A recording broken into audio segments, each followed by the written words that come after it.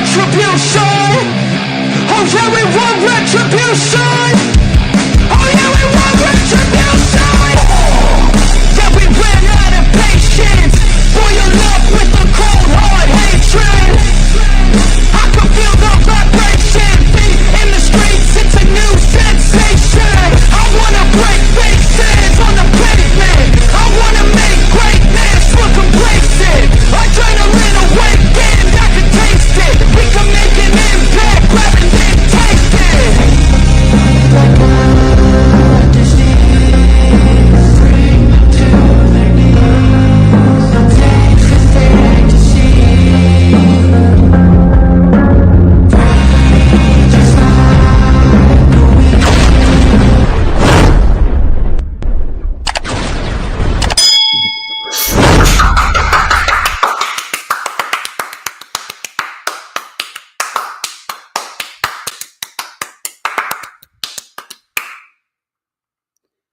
Oh yeah, motherfucker!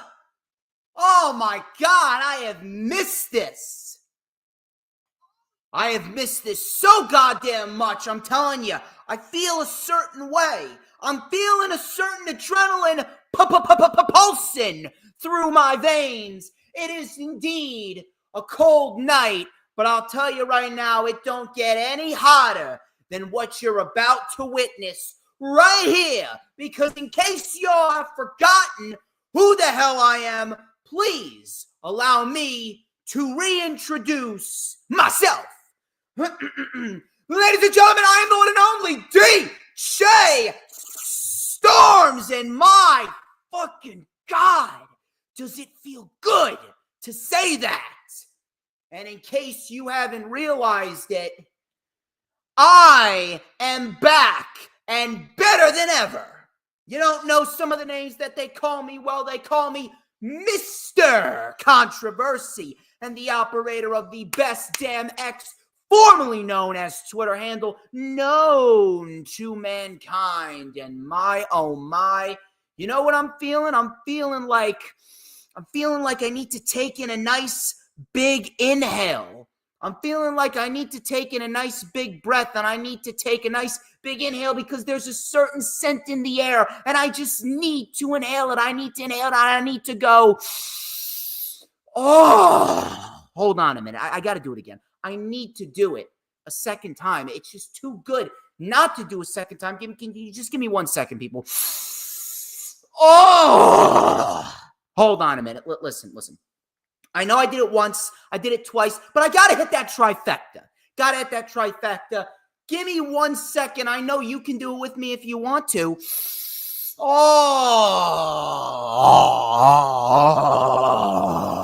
shit. Oh, do you smell that? Oh my God, that is succulent. That is tasty. That is absolutely fucking delicious. You know what that is right there?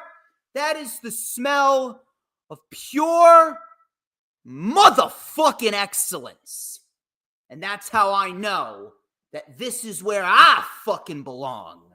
This is the official rundown for AEW Full Gear 2024, which of course is streaming live on Triller TV and a couple of other local pay-per-view platforms this Saturday from the Prudential Center in my backyard, Newark, New Jersey. And I do come bearing some bad news, unfortunately. I will not be at Full Gear in the Prudential Center. Got some personal stuff going on, but I will be watching. I will be at home, I will be watching, and I will be observing everything that goes down this Saturday from the Prudential Center. And hopefully, the next time they do a runaround in Newark, New Jersey, I will indeed be back. Hopefully, next time they do a pay-per-view in Newark, New Jersey, I will be back sooner rather than later. That's the first thing I wanted to say. Second thing I wanted to say, I have not streamed in over a month.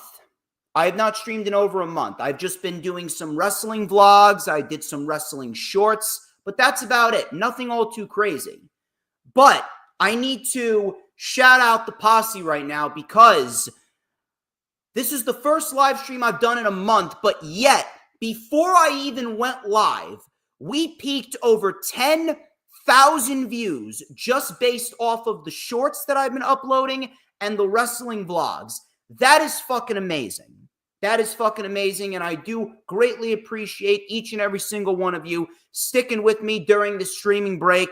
I needed it, especially after Battle in the Borough, because I was going hard leading up to Battle in the Borough. And trust me when I tell you, there will be more shows. That is not the only show that I will be putting on. There will be more shows going into the future. 2025 is going to be a big year for the DJ Storms brand.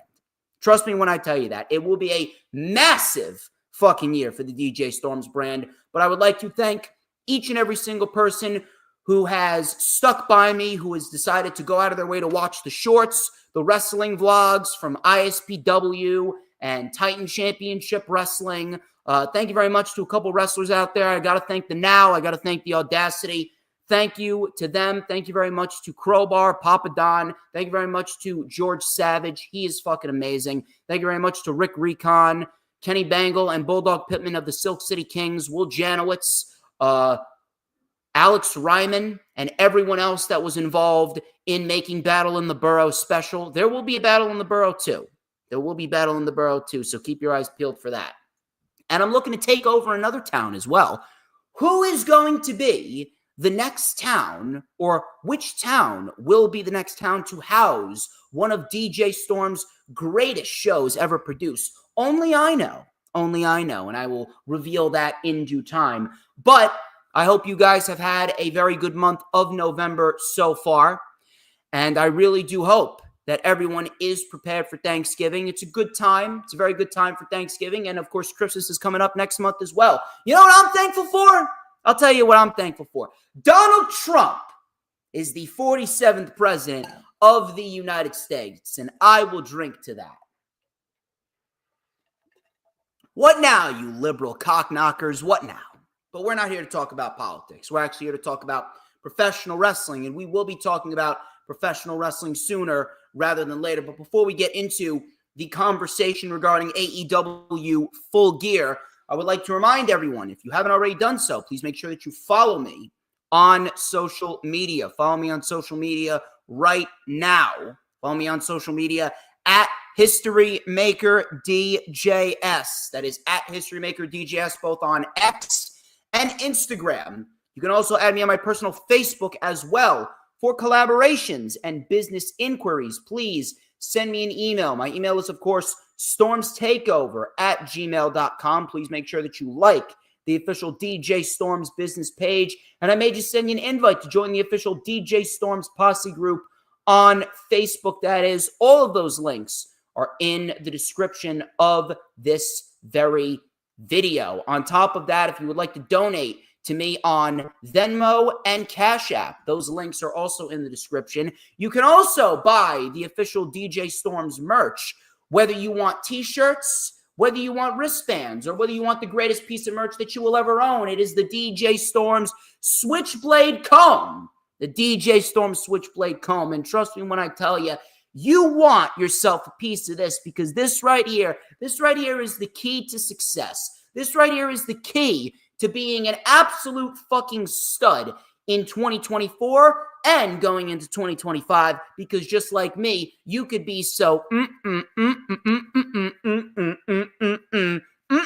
good. You could be scrumptious, delicious, tasty. You could be the hottest thing walking the planet today. And just like everybody wants a piece of the Stormsmeister, everybody's going to want a piece of you. God, my pompadour looks good tonight. My pompadour looks fucking immaculate tonight. And my, oh my, you are going to want to get this in time for the holidays. I know James Punaseca, he's already got his piece of merch right there. But thank you very much to James Punaseca for being a big supporter of me. I greatly appreciate you, and I hope that everything is going well over by you. If you haven't already done so, people, make sure you hit your super chats, hit the super stickers, hit the super thanks. Become a member of the channel. It is the best channel membership that you will ever commit to, especially here on YouTube.com. Also, check me out on Rumble as well. We're streaming live on Rumble. We're looking to build a nice, solid fan base over on Rumble. So I greatly appreciate those watching on Rumble right now. And of course, I want to send one last special thank you to all the sponsorships that came out in support of Battle in the Borough. We greatly appreciate you, and we certainly hope to work with you again in the near future. We will be contacting a few of you when we get the next show rolling. That is for sure. But nevertheless, people, we got business to attend to. It's exactly why you came here. It's exactly why you are investing in me. Let me make sure that I am as clear as I could possibly be. There we go. That's better. Now I'm a little clearer right there. We have Full Gear to talk about. AEW Full Gear 2024. I don't really want to start off on a negative note here. I don't. But it is a little tough, for me at least. And I know for a fact that a lot of people have been paying attention. I know for a fact a lot of people have been watching professional wrestling like I've been watching pro wrestling. Even though I haven't been taking any notes these last 4 or 5 weeks, I have been observing everything. I have been absorbing all the material into this beautiful fucking head of mine. And I have been watching closely as it relates to everything mainstream wrestling related. And this doesn't just have to do with AEW. This has to do with WWE too. And we'll talk about it next week when I do the rundown for Survivor Series next week. Mainstream wrestling has really fallen off a cliff. I don't know what happened. I'm not sure what is the mindset of Triple H. I'm not sure what the mindset of Tony Khan is. But ever since the summer ended, ever since that 2-week period of great pay-per-views that we had, ever since that 2-week period where we had All In, Bash in Berlin, and then All Out within the last week of August and the first week of September. Ever since that 2-week period ended, pro wrestling, at least from WWE and AEW's perspective, has taken a complete fucking nosedive. I am not sure what happened. I'm not sure what's going through their heads. I mean, I have an idea, and I can definitely tell you right now, on WWE's side of the fence, they don't give a fuck because they got their Netflix deal coming up. They are not putting any effort into anything that they're doing until the Netflix deal starts up, because then Monday Night Raw goes back to 3 hours on Netflix, and that's the start of WrestleMania season for them. But whatever WWE's doing right now, they have lacked serious conviction. They have lacked serious energy with their program. And then on AEW's side of the fence, minus the regular problems that I've talked about consistently, minus the fact that they got shitty marketing, minus the fact that they got a lot of disorganization, minus the fact that they don't really have a lot of structure, there has been a lot of people placed in the wrong roles, especially on AEW TV. And on top of that, at least on WWE's side of the fence, this is the one thing that I will give WWE credit on. At least on WWE's side of the fence, they have a direction that they want to go in. Now, the journey that they're taking us on to get to that ultimate destination, the journey that WWE is taking us on as far as their direction goes, the journey is fucking boring. But at least they have a direction. AEW TV. I don't know what is going on with AEW TV, but following All Out, I have failed to sense any sort of direction with this product and this company. Really. The only direction that I could honestly predict for anyone on AEW TV, the only direction that I can honestly see for anything on AEW TV is with the World Championship. More likely than not, Darby Allin is going to be the guy that's going to get built up to take down Jon Moxley. When? I don't know. I would do it at All In next year in Texas. That's where I would go. But then again, I'm not Tony Khan, so I don't know what his thought pattern is. But Jon Moxley, he doesn't seem like he's losing the AEW World Championship anytime soon. But outside of the World Championship, I cannot look at what we have going into this show. This is the second pay-per-view in a row that AEW has given us a very lackluster build. They've been giving us the bare minimum. Yes, for the most part, things make sense. Yes, for the most part, we can predict why they're fighting, who they're fighting, what the deal is. I get it. But at the same point in time, they've given us little to no substance whatsoever with AEW TV. They've given us little to no substance whatsoever. Like fucking Merecedes Mone and Kris Statlander. Merecedes Mone and Kris Statlander, they've been building up this program for the last month and a half.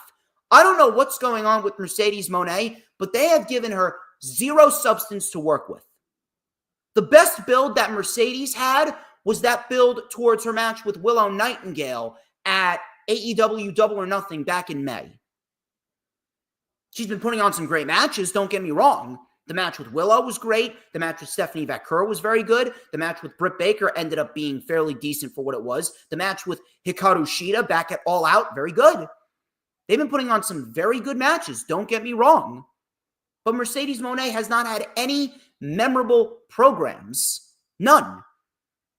I can almost bet my entire bank account that we're going to get one hell of a match between her and Kris Statlander at Full Gear.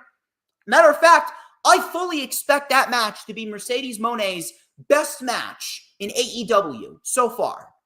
But where's the substance? The build has been shit. The build has been complete dog shit right from the word go. And they've buried Camille. They've made Camille look like a complete fucking bum for whatever fucking reason. Why? Jack Perry and Daniel Garcia, another one. And the crazy thing about it is that Jack Perry and Daniel Garcia, they've actually had some decent promos in the last couple weeks. They have. They've had some decent promos in the last couple of weeks.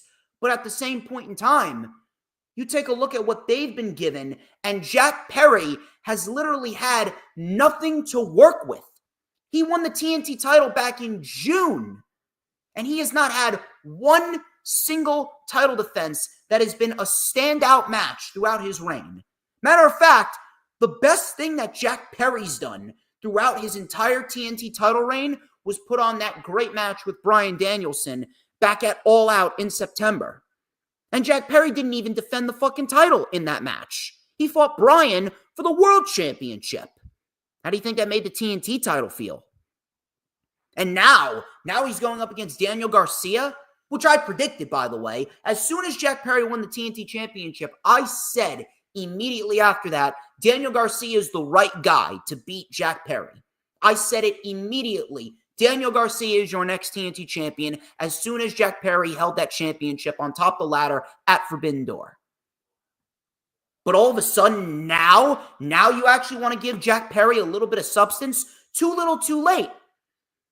He can have some decent promos all he wants, but it's not like a lot of people are going to care because you did not give him anything to work with up until now. And he's just about to lose it. There's no way that Daniel Garcia loses. If Daniel Garcia loses, I mean, no one's ever going to take him seriously again. Daniel Garcia needs to win at Full Gear. He needs to win. But after everything that transpired, does Jack Perry feel like a bigger deal? No. Jack Perry has had no direction. The Elite and that storyline has had no direction. Matter of fact, I would not be surprised if Kazuchika Okada ends up losing the Continental Championship in the Continental Classic, which I really wouldn't mind all that much, to be quite honest. Will Ospreay and Kyle Fletcher. That's had a decent build. But outside of that, I mean, nothing has felt as important as it should be. Mariah May isn't even defending the championship on the show. She's having a celebration with her former Stardom teammate, Mina Shirakawa. Which, listen, I have a feeling I know where it's going. Don't get me wrong. I have a feeling I know where it's going. We'll talk about that when we get to it. But still, how do you have that match with Anna Jay a couple weeks ago, or last week rather? It was last week on Collision. How do you have that match with Anna Jay last week on Collision? How the fuck do you not put that match on Full Gear? That was Mariah May's best title defense so far. How the fuck is that match not on Full Gear? How? I don't get it. They have no direction. This has been one of the worst fall seasons for pro wrestling. And again, I will repeat, It's not just AEW, it's WWE too. But AEW isn't really doing anything to help their cause. This is, without a shadow of a doubt, one of the worst fall periods for mainstream professional wrestling that I have ever seen in my 16 plus years of being a professional wrestling spectator, being a professional wrestling fan, and being a professional wrestling analyst with what I do here on YouTube and Rumble. This is one of the worst fall periods that pro wrestling has ever seen. And you want me to be completely honest? I'm known for being straight up with a lot of things. I'm known for being straight up. I'm known for being legit. I'm going to tell you something that not a lot of people are talking about right now.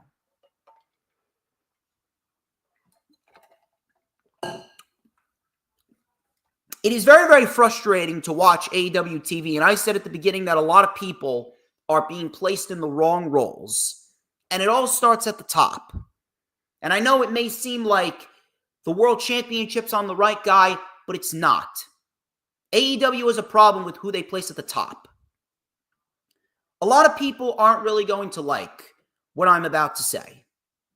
But whether you want to admit it or not, this is the gospel truth. I have always been one to tell the truth. I've always been one to speak objectively, not subjectively. I repeat it so many times that a lot of people probably throw up in their mouth every single time I utter it. But I need to say it because I'm the only one in this community right now. I'm the only one that speaks objectively, at least for the most part. There are a couple people that throw down a couple of objective statements here and there, but ultimately, no one speaks as objectively as I do. AEW TV has a very, very, very big problem, especially with the people that they place in certain roles and the fact that less and less people are starting to feel important.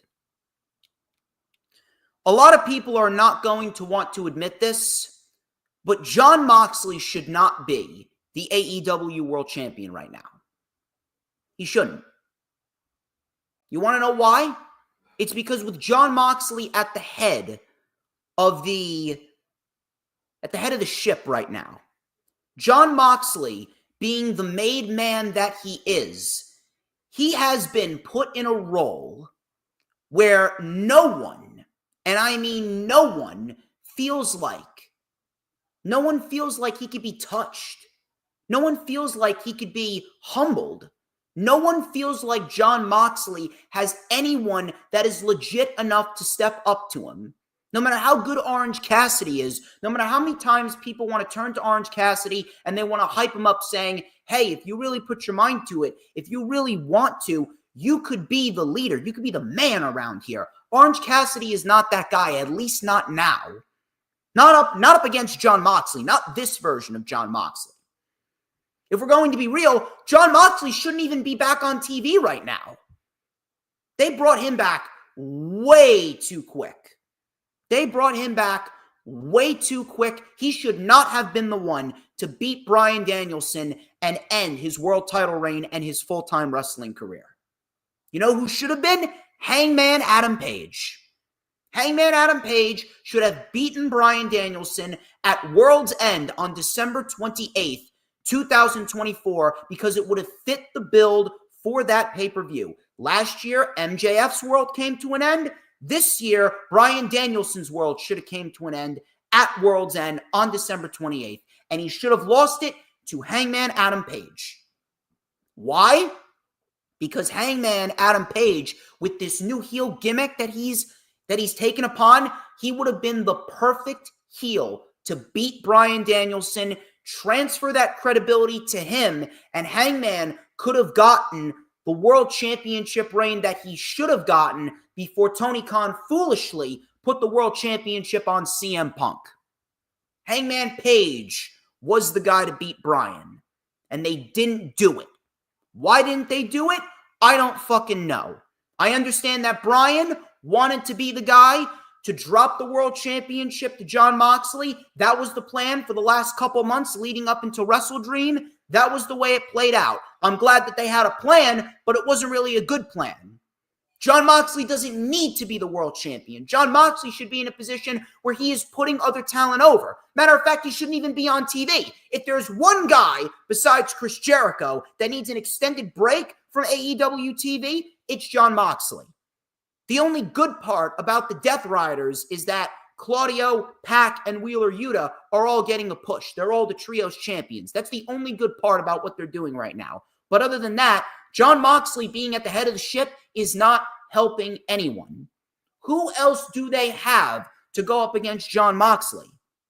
And in addition to that, Swerve Strickland and Hangman Adam Page, they now feel less than coming out of that great main event at All Out.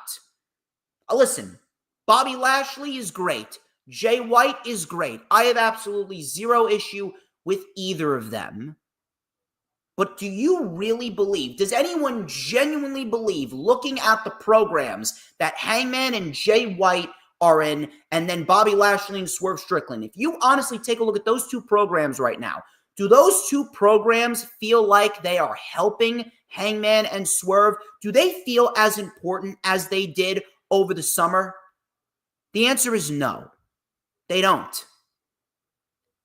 How would you have made them feel more important? It's quite simple. Hangman would have beaten Bryan at World's End. Hangman would have been the world champion. You rebuild up Swerve, and you do Swerve versus Hangman at All In for the world championship.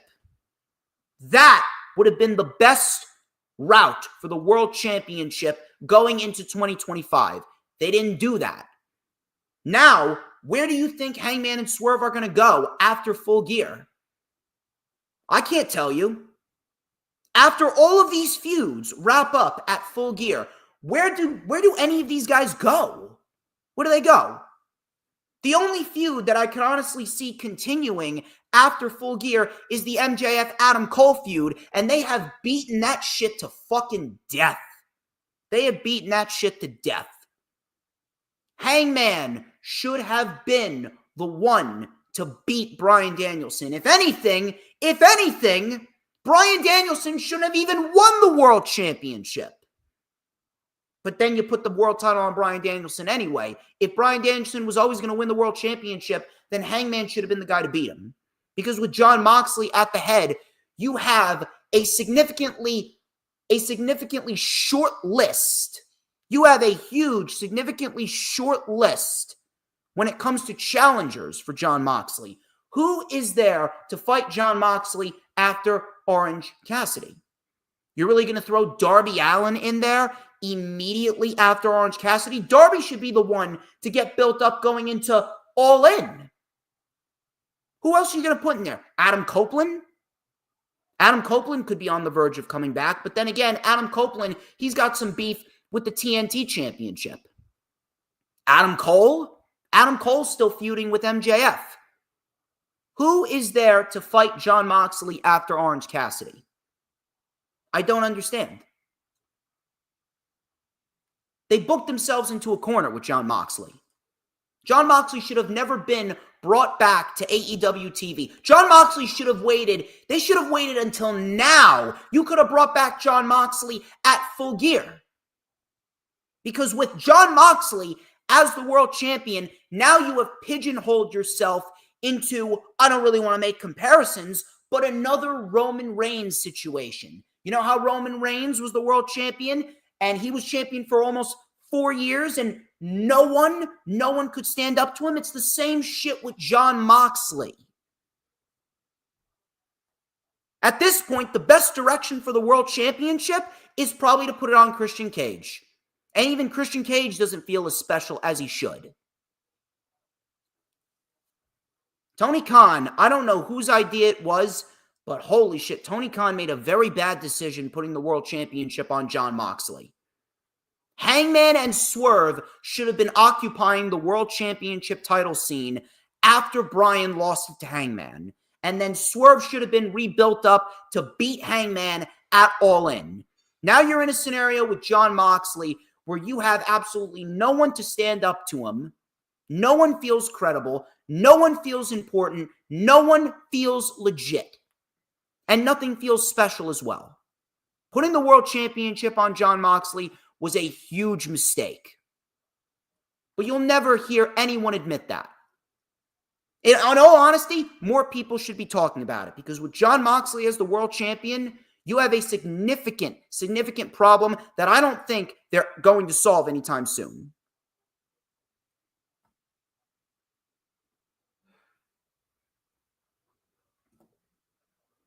That's my little rant about Jon Moxley as the world champion. He shouldn't be world champion right now. He's not doing anything to help the world championship. The only good part about it is the fact that Claudio Pac and Yuta are getting pushed. And that right there, that right there is one of the main problems with AEW TV right now. And again, like I stated, it's the third time that I'm going to say it. It's not just AEW TV that's a problem. WWE TV ain't all that good too. Matter of fact, WWE just put on one of the worst shows of the year with Crown Jewel. I don't know what the fuck happened, but holy shit, you want to talk about house show? That was a house show if I've ever seen one. Again, we'll talk about that more when we get to the rundown for Survivor Series next week. How you doing, Hooligan? Thank you very much for stopping on by. My first stream back in over a month. And yes, it's a great fucking shirt. The man is back in town. Anyway, let's go over these matches. 0 Hour. Big Boom AJ of the Costco guys. He's taking on QT Marshall. Thank God this shit is on 0 Hour. I mean, I don't really know what you want me to say about this. There's really nothing to dissect in depth about. Listen, if AJ ends up being a decent wrestler, I mean, good on him. If AJ ends up being a decent performance here against QT Marshall, then you know what? Good on him. Good on him. Is it going to mean anything in the long run? No. No, it's not going to mean anything in the long run. All I can hope for is that it's not a fucking disaster. That's the only thing that I hope. I just hope to God it's not a disaster. Big Boom AJ easily is getting the win here.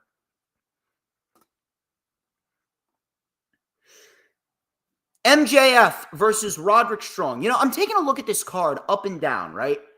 I'm taking a look at this card up and down, right? And this is a great fucking card. This is a great fucking card. It is unbelievable. It's a great fucking card, but yet the build has probably been one of the most lackluster builds that we've ever seen for an AEW pay-per-view. And they're going to sell a lot of tickets. They're going to peak 10,000 plus in attendance in the Prudential Center. They'll peak 10,000 plus in the Prudential Center, no problem. But I cannot comprehend how you have a card with this much talent on it, and yet the whole entire build has been as cold as a fucking glacier. I don't get it. MJF and Roderick Strong. Why are they doing this? I have absolutely no idea. I have absolutely no earthly idea. At this point, I'm just looking for this shit to end so we can get an Undisputed Era reunion of sorts, and then maybe we can move on to a unit that's going to beat the Death Riders for the Trios Championships. More likely than not, that is going to be the end game here. And if anything, that's probably the best overall plan for Roderick Strong, Kyle O'Reilly, and Adam Cole. Put them in a trio and have them beat the Death Riders for the Trios Championships. Which, by the way, the Death Riders are not defending the Trios titles on the show. Why? I don't know. I mean, MJF has got to win here. It only makes sense. MJF has got to win. There's no reason why we need MJF losing to Roderick Strong. If anything, I would have just put Adam Cole in there, have Adam Cole beat MJF and get it over with. But you know that we're going to see this shit going into the month of December. You know we're going to see it. Now, are we going to see it in a straight-up one-on-one match at World's End? I don't know. Are we going to see it in a straight-up match for the Continental Championship, perhaps? I don't know. Knowing MJF and knowing how he is a big-time asshole heel, you know that MJF is probably not going to compete in the Continental Classic, although him being there would definitely make it feel more important. If anything, we're probably just going to get the one-on-one match at World's End, and then they could hype up the fact that, 1 year in the making from when Adam Cole fucked over MJF. MJF wins. If anything, this is probably the match with the least amount of heat to it. If anything, I'd put this match on first and get it over with. MJF wins. Private Party. Private Party is defending the AEW World Tag Team Championships. They're defending the Tag Team Championships against the Outrunners, that being Turbo Floyd and Truth Magnum. The Kings of the Black Throne, that being Malachi Black and Brody King. And the Acclaimed, Anthony Bowens and Max Caster. By the way, Anthony Bowens is a fucking dickwad because he blocked me on X. But this is for the AEW World Tag Team Championships. You know what's another thing that really pisses me off? Take a look at this tag team match, right? Those 4 tag teams are fucking great. Those 4 tag teams are fucking awesome. AEW's got a great fucking tag team division. Look at who they have. Private Party, the Outrunners, Kings of the Black Throne, the Acclaimed, La Facción Ingobernables, the Don Callis family, FTR, Top Flight. Look at all the great tag teams that they got. What the fuck are they doing with these tag teams? We don't have a competitive tag team division whatsoever. Why do we not have a competitive tag team? Where the fuck are the rankings? I will say it every single time. We need rankings. We need rankings. Rankings is how you determine challengers. Rankings is how you make your championships feel important because you got people fighting for wins, fighting for number 1 contenderships, so that way they can fight the champions whenever they do. We need a ranking system, and we need to get the tag team division back to being fucking competitive. Because right now it's not working. Now, I thoroughly expect to see a very good match. Don't get me wrong. I thoroughly expect a very good match here. Private Party retains here without any question. No reason why Private Party needs to lose the tag team titles. They just won them. But that still doesn't change the fact that Private Party, they won the tag team titles, and you have this great tag team division at your disposal, and you haven't done anything, even with Private Party beating the Young Bucks, which, by the way, that was a great moment, by the way. Great match, great moment. And I'm very, very happy for Private Party. But what is going to come after this match? Does anyone have any idea who is going to be the next set of challengers for Private Party? Maybe FTR? If anything, maybe FTR turning heel and fighting Private Party. Maybe that's what we need to spice up this tag team division. A heel turn by FTR would actually do wonders. More wonders than anyone could ever imagine. Seriously.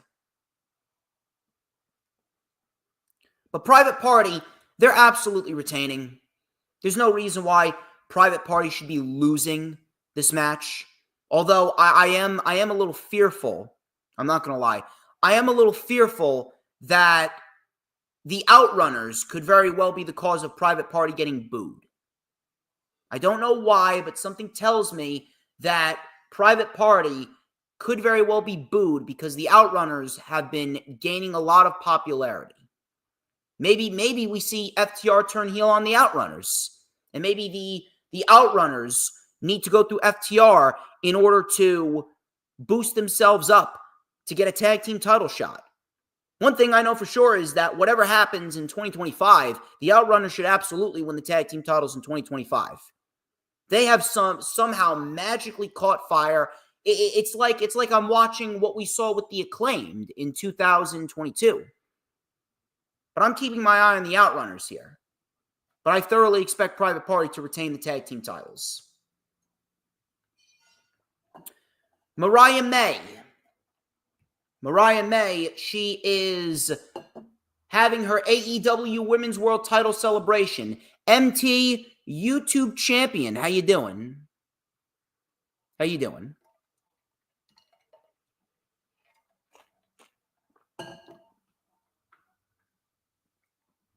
Mariah May, she's having her AEW Women's World Title celebration with Mina Shirakawa. And just so everyone is aware, yes, I do want Mina. I'm going to tell you the same thing that I told you earlier in the stream. It is ridiculous how we had that great no DQ match with Anna Jay and Mariah May on Collision literally 5 days ago. 5 days ago, right? We had that shit 5 days ago, and you couldn't put that on the pay-per-view?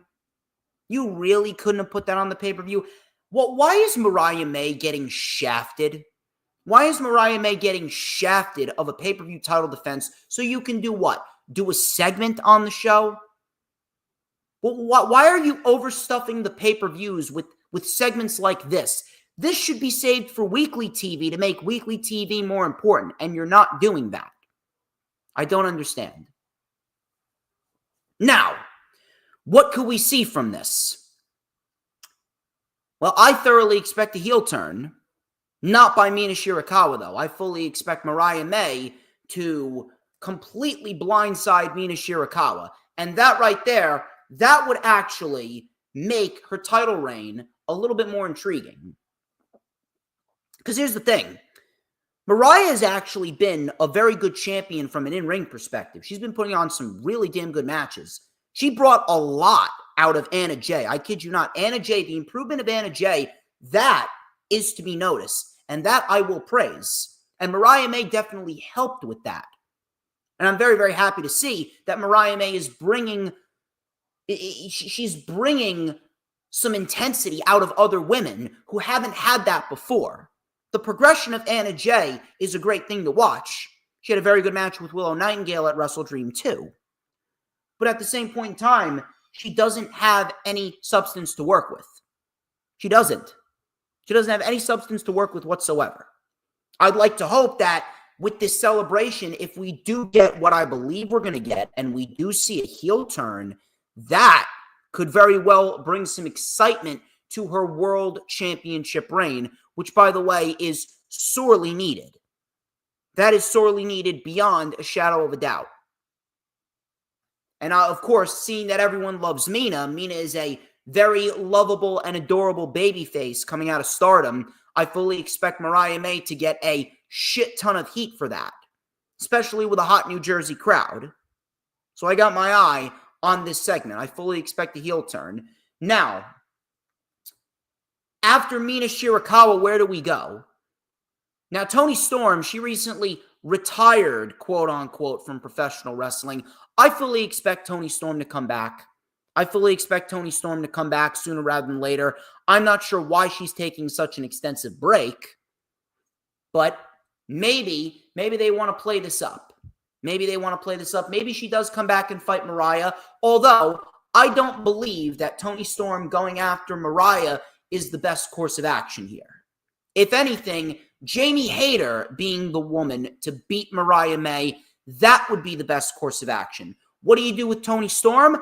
I would build up Toni Storm to fight Merecedes Mone at AEW Grand Slam in Suncorp Stadium in Australia.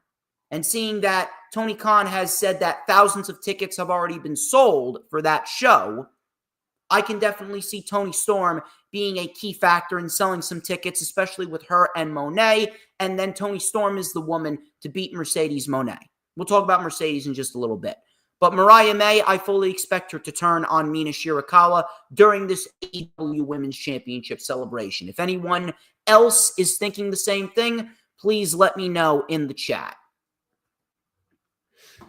Speaking of the chat, by the way, we got 34 people across 4 different platforms watching this stream right now. Thank you very much for taking the time out of your days to watch your boy, watch the greatest man that ever lived, do what he does best, and that is talk professional wrestling, because I am exactly what they say I am. I am an absolute fucking stud in every sense of the word. Thank you very much to Hooligram. Thank you very much to MT YouTube Champion. Thank you very much to Matthew. Thank you very much to James Punaseca. Thank you very much to everyone who is currently watching right now. I greatly appreciate each and every single one of you. And I would like to also encourage you, if you haven't already done so, hit the super chats, hit the super stickers, hit the super thanks, and get all of your support in, get your donations in, become a member of the channel if you haven't already done so. And that way, I will benefit from your oh so generous support. Let us continue on with the predictions here. Let's talk about Hangman, Adam Page, and Jay White. Now, I was very much okay. I was very much okay with this match taking place. I was very much okay with this program taking place. They put on a very good match back at Wrestle Dream. Jay White won. I didn't mind Hangman being preoccupied with this because I was still of the thought pattern that we were going to see Hangman Page beat Bryan Danielson at World's End, and we ended up seeing Jon Moxley defeat Bryan Danielson, and Jon Moxley won the World Championship.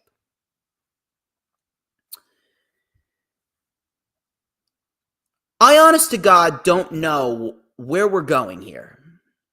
I don't know where we're going with Hangman. I don't know where we're going. It seems like this program is just to kill time. But then again, it doesn't even feel like they have a direction for either man, unless they're putting both of them in the Continental Classic.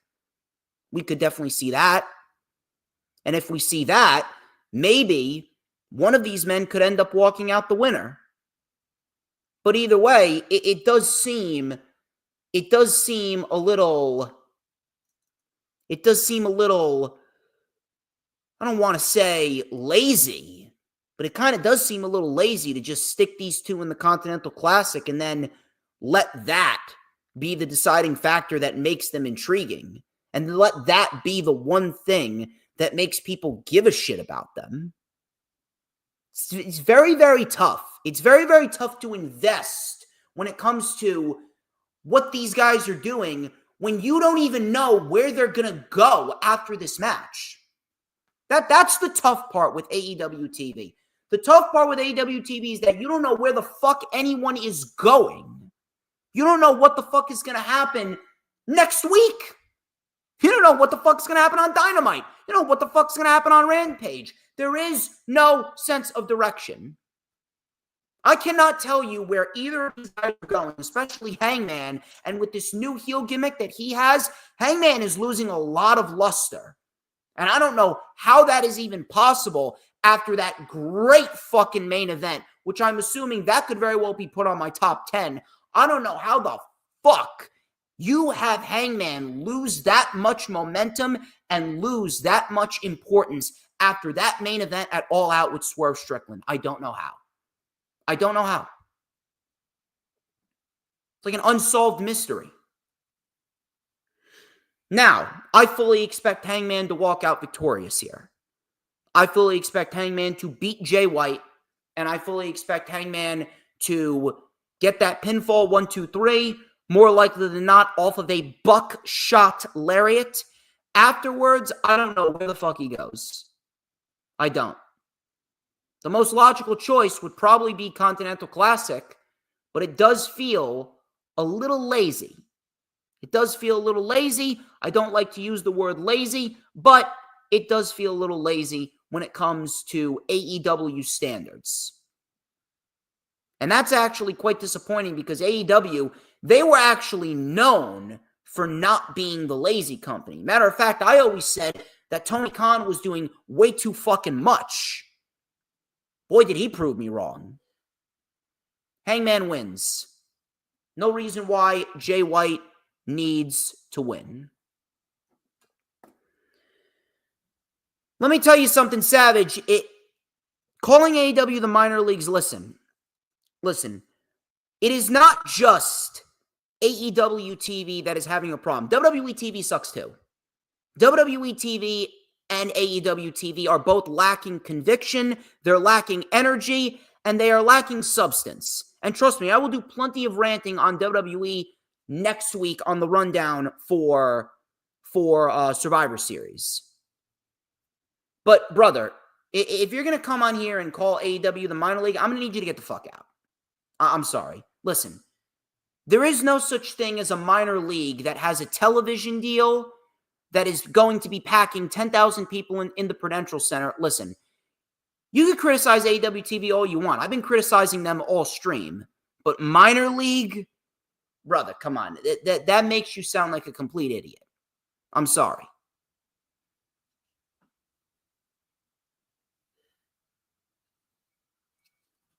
WWE's booking sucks too. Fuck you talking about? Crown Jewel was a complete fucking bore fest. The Bloodline War Games match doesn't even feel as important as it should feel. The Rock should be involved, but he's not going to be involved. You got Bronson Reed. Fucking involved. Savage, these legends don't know what the fuck they're talking about. These legends don't know what the fuck they're talking about. Who are you listening to? You listening to these dipshit legends, or are you listening to most intelligent man alive? Huh? I know they don't need the Costco guys at pay-per-views. I know. Thankfully, it's on 0 hour. And yes, WWE TV is silly. Why the fuck is Bronson Reed with the fucking Bloodline? Bronson Reed don't have anything to do with the fucking Bloodline. Can you tell me why Bronson Reed is a part of the Bloodline's War Games match? It should strictly be Bloodline minus Sami Zayn, because Sami Zayn has history with Roman Reigns. But Bronson Reed? Why the fuck is he a part of Solo's team? Come on. WWE's booking's not... Of course it's silly. Why did the Motor City Machine Guns win the tag team titles so early? Like, that wasn't silly booking? Come on, brother. Come on. Let me move on. I still got 5 more matches to talk about. Kris Statlander. Kris Statlander is fighting Merecedes Mone. Now, I fully expect this to be Mercedes' best match in AEW so far. Statlander's fucking great. Mercedes is fucking great.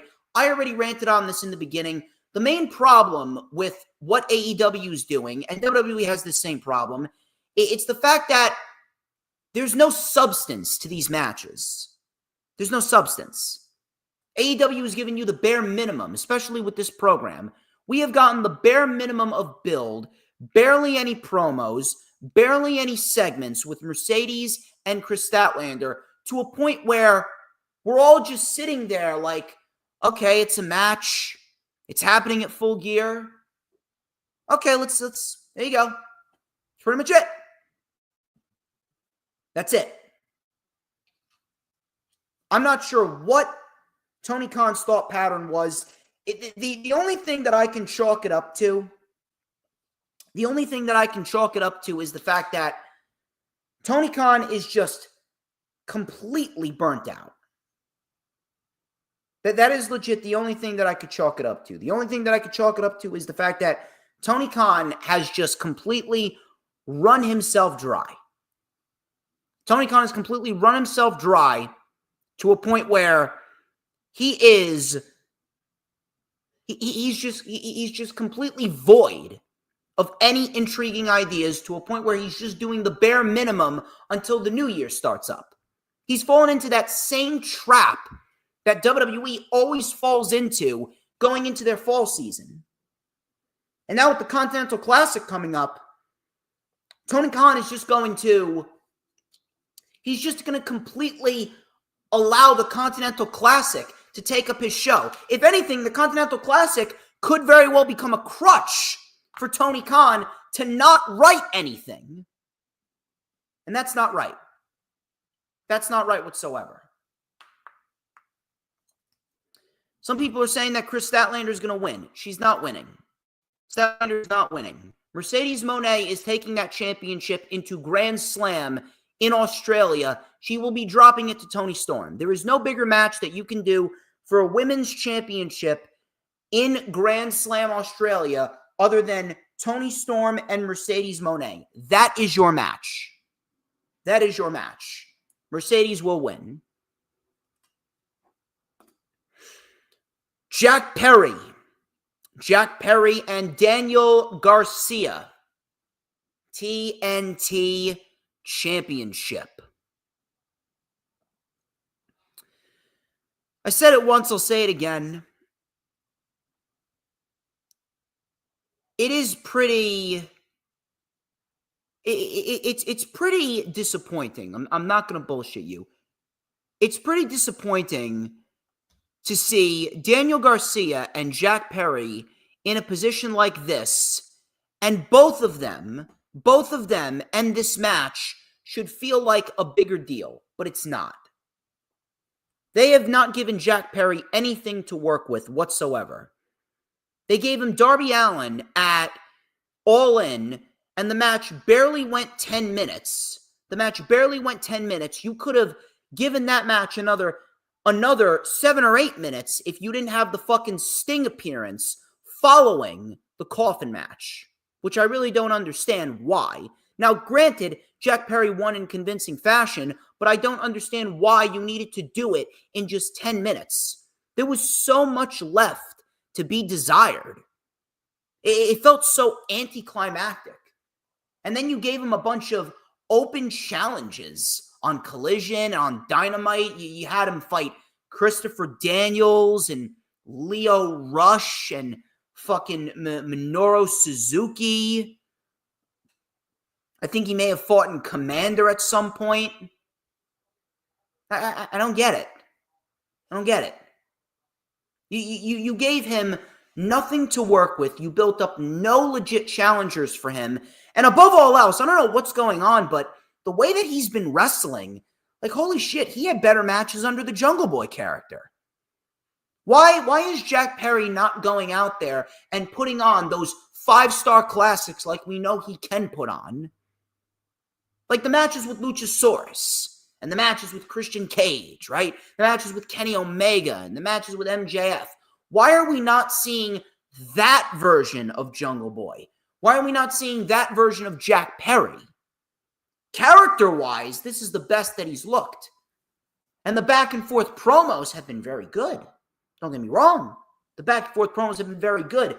Daniel Garcia talking about how him and Jack Perry are nothing alike, and then Jack Perry going out of his way to say, hey, you know what, brother? They used to dance for me too. Nice little zingers right there.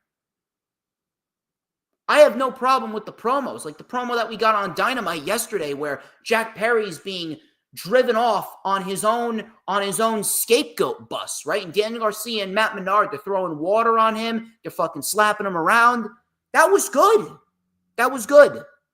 But it's too little too late to give Jack Perry some substance. It's too little too late. You can't all of a sudden give Jack Perry some substance here after 5 months worth of nothing right when he's about to lose the championship, because there's no way Garcia loses. Garcia needs to win. Daniel Garcia wins this match.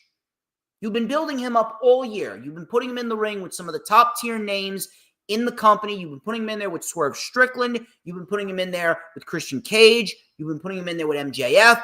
You've been putting him in there with Will Ospreay. There is no better time to put the TNT title on him than right now. I cannot stress it enough. If Garcia doesn't win, no one will ever take him seriously again. Garcia needs to win the TNT championship from Jack Perry. No ifs, ands, buts, or maybes. I don't know what the fuck happens with Jack Perry now, but holy shit. Jack Perry, they're going to have to rebuild him up a bit. They're going to have to rebuild his credibility, because right now he is completely, and I mean completely, irrelevant. They have done nothing with him as the TNT champion, and that is disappointing. He came back and he actually took AEW by. So he was actually one of the best things about AEW TV. No joke. Going into Double or Nothing, he was one of the best things about AEW TV. And now where is he? You have him doing what? You have him doing dick. Garcia wins.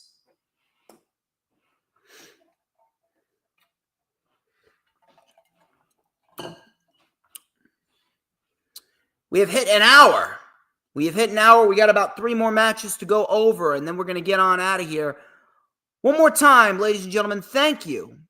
Thank you very much for all the support. You guys are fucking awesome. I cannot stress it enough how great it is to be back.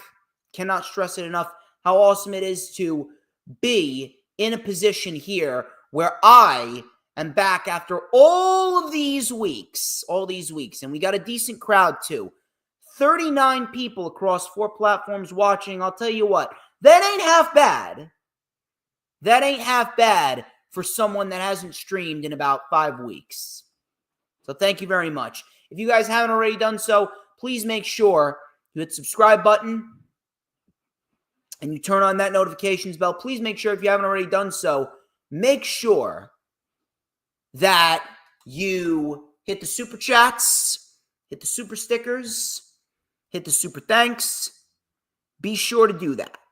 Be sure to do that. And of course, become a member of the channel. It is the best, absolutely the best channel membership that you will ever spend money on. Why? Because you're supporting me. And when it comes to supporting me, that is the best thing that anyone could ever do.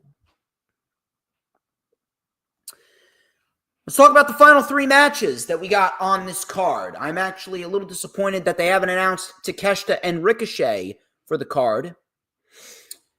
Swerve Strickland. He's taking on Bobby Lashley. Similar scenario with Hangman. I fully expect this to be a very good match, like it usually is. But where is Swerve Strickland going after this? This is why I said that Swerve Strickland should have either beaten Bryan Danielson or we should have had Hangman beat Bryan at World's End, and then Swerve, after this program here, he could get rebuilt up to take the World Championship from Hangman. Now, I am not sure where they're going as far as Swerve and Bobby Lashley goes. I'm assuming that we're going to see Bobby Lashley win. Bobby Lashley needs to win. There's no reason whatsoever why Bobby Lashley should not be in a position where he is losing to Swerve Strickland. He should not be losing to Swerve Strickland. Swerve is a made man, but he does feel less important than he initially did coming out of that match with Hangman. And that's the main problem that I have.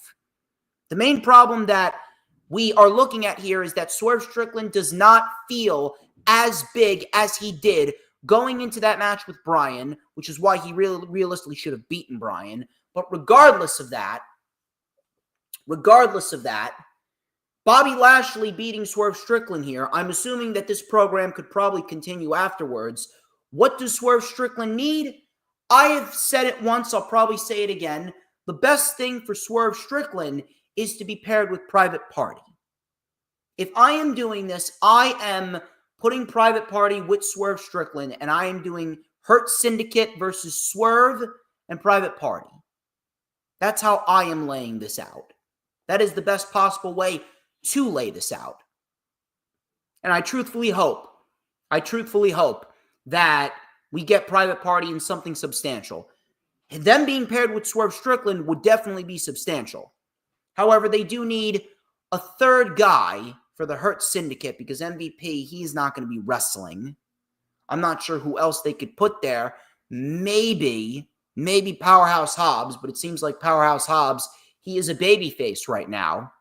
He's going to be a firm babyface going forward. We'll have to wait and see what happens there. But I fully expect Bobby Lashley to take the win here. Bobby Lashley getting the win, that would make the most sense. Swerve Strickland, he can take a loss. And if you're going to build up the Hurt Syndicate, Bobby Lashley beating Swerve Strickland would be the best course of action.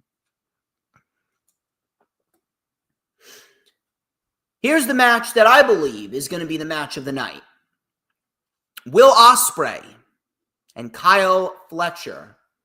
This match, out of all the matches, ironically, and this isn't really saying much, but this match had the best build. This match absolutely had the best build. Out of all the matches, this one had the best build. For the most part, Kyle Fletcher's explanation has made sense. Ospreay, he's a very good promo, and we already know how good these guys are.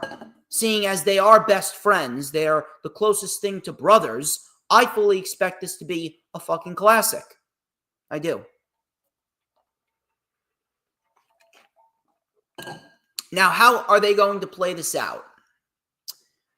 Well, no matter what, I had Kyle Fletcher winning this match anyway. How do they go about giving Kyle Fletcher the victory? I am not sure. However, after what we saw this past Wednesday on Dynamite, I do have a prediction of my own. Let me know what you guys think here. After what happened this past Wednesday on Dynamite with Will Ospreay hitting that hidden blade on Mark Davis, and the Don Callis family ended up getting the win, I would not be shocked if we see Mark Davis fuck over Will Ospreay and join up with the Don Callis family at Full Gear. That would not shock me whatsoever. And if anything, I would actually be in favor of that. I'm not even going to bullshit you. I would actually be in favor of that happening. I hope it does, actually. Mark Davis, he would fit perfectly in the Don Callis family. And if they want to bring Aussie Open back together, if they want to have Aussie Open be the tag team of the Don Callis family, that would work out brilliantly. But either way, Kyle Fletcher is beating Will Ospreay. But I think Mark Davis is going to end up costing Ospreay at Full Gear.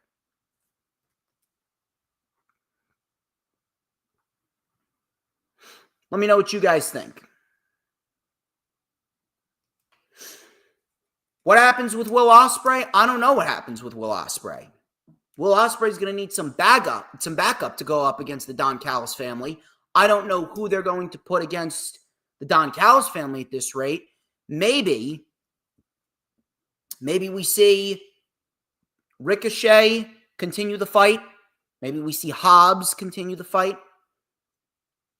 But then again, who else you got? You don't really got much.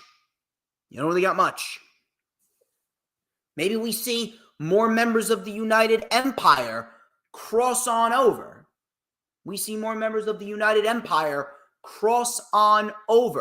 From New Japan into AEW, and maybe we see those members of the United Empire side up with Will Ospreay.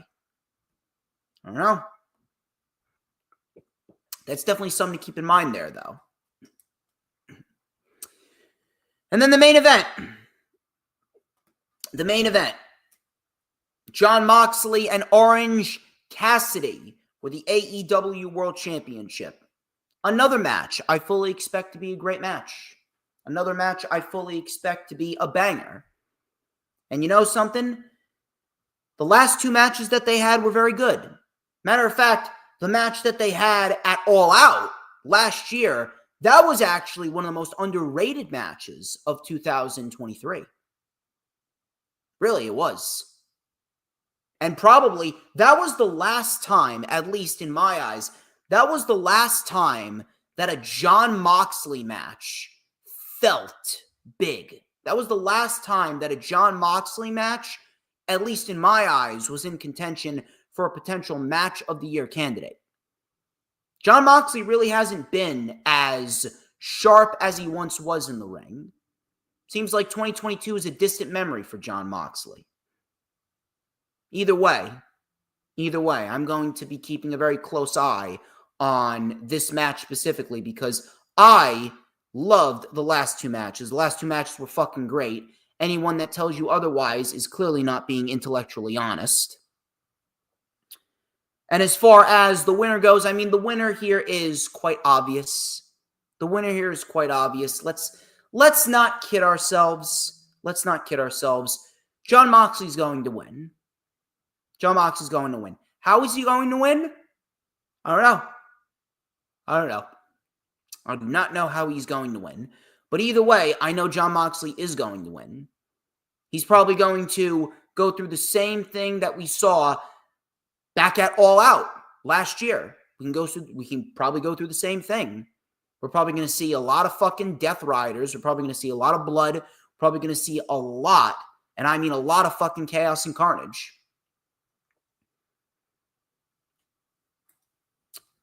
The main question is, what happens after this? What happens after this? Are we going to see Jon Moxley in a position where he is just on an island unto himself?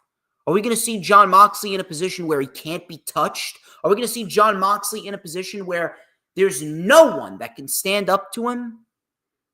Because here's the thing. The Elite, they're looming in the background. The Elite are not on TV right now, and you know for a fact that they're going to rehash what we saw in mid-2023 with the Elite and the Blackpool Combat Club. You know that's coming. The question is, how long are we going to have to wait for that? Is that going to be the main program that kicks off the new year? Is that really going to be the main program that kicks off the new year? Not really sure that that's the hottest way to start the new year off, but that's just me. That's just me, of course. And who am I? I'm just a common 25-year-old kid from the suburbs of New Jersey that just so happened to put on his own wrestling show and turned a great profit too, but we don't need to talk about that. I'm not sure where Orange Cassidy is going to go after this either. Maybe they put Orange Cassidy in the Continental Classic. I honestly wouldn't mind that. I honestly wouldn't mind that at all. Matter of fact, that would probably be the best role for Orange Cassidy. Put him in the Continental Classic. Jon Moxley, I guess the only other guy that could really stand up to Jon Moxley is Adam Copeland. Because Adam Copeland, I mean, he's due back any day now, right? Adam Copeland's legit due back any fucking day now. We're just waiting on him. But if I was booking this, you know what? I really wouldn't waste any time. Honest to God, I would really put the world title on Christian Cage already. I don't even know what the fuck we're doing here with Christian Cage and Hook. I don't. Just seems like a waste of a program. And I hate saying that, but it honestly feels like there's a lot of wasted programs on AEW TV right now. I wish I could go. I'd go, though. Looks like that's all I got for you. That is all that I got for you. Nice, decent hour and 12-minute stream. Very, very happy to have taken the time of day to talk about some AEW with everyone here. And I greatly appreciate everyone making my return to the streaming realm a great, great return. I am probably not going to be doing a Lightning Flash update this week. I'm probably just going to be watching Full Gear. I want to relax. I want to enjoy Full Gear. I'm trying to take things a little bit slower. I'm trying to enjoy my weekends, enjoy my time off. I'm not even lying to you. I am seriously considering stopping this completely, and I really want to go full throttle with my own wrestling company. After what happened with Battle in the Borough, I really, honest to God, I want to do my own wrestling company. I want to show everyone how you really do it. I do. And someday I do believe that I will do that. Someday I do believe that I will do that. Until then, ladies and gentlemen, thank you very much for taking the time out of your day to join me here. Thank you very much to Greek Savage. Thank you very much to Hoolagrim, James Ponaseka, Matthew. You are all fantastic. Do not forget to like, comment, and subscribe. Check out all the links in the description. Donate to me on Venmo. Donate to me on Cashapp. Hit the super chats, the super stickers, the super thanks. Become a member of the channel. And, of course, subscribe, like, and comment. Get your DJ Storms merch. And keep your eyes peeled because next week will be the rundown for Survivor Series. I'm thinking about potentially doing the rundown for Survivor Series on thinking about doing it on a Wednesday, perhaps. Thinking about doing it on a Wednesday. I'll probably do it Wednesday before Dynamite. I think I'm going to be out of work early that day. So I'll probably do it Wednesday before Dynamite. And then I can have Thanksgiving off. I can have Friday off. And then I could just enjoy Survivor Series. But ladies and gentlemen, that wraps up this edition of The Rundown. Thank you very much. As always, I am DJ Storms. This has been The Rundown. But before we get out of here, and I've been waiting to do this. And I've been waiting to say this oh so famous phrase for a while now. Ladies and gentlemen, y'all got to answer the question. You got to answer this question that everyone should be answering and everyone should know. Everyone throughout the IWC needs to know it. And the question is, and I quote, who runs the IWC? Matter of fact, I don't want anyone to answer because I'm going to tell you the answer. The answer is who? But DJ motherfucking Storms. And don't you ever forget it. I'm back, motherfucker. Retribution. Oh yeah, we want retribution. Oh yeah, we want retribution.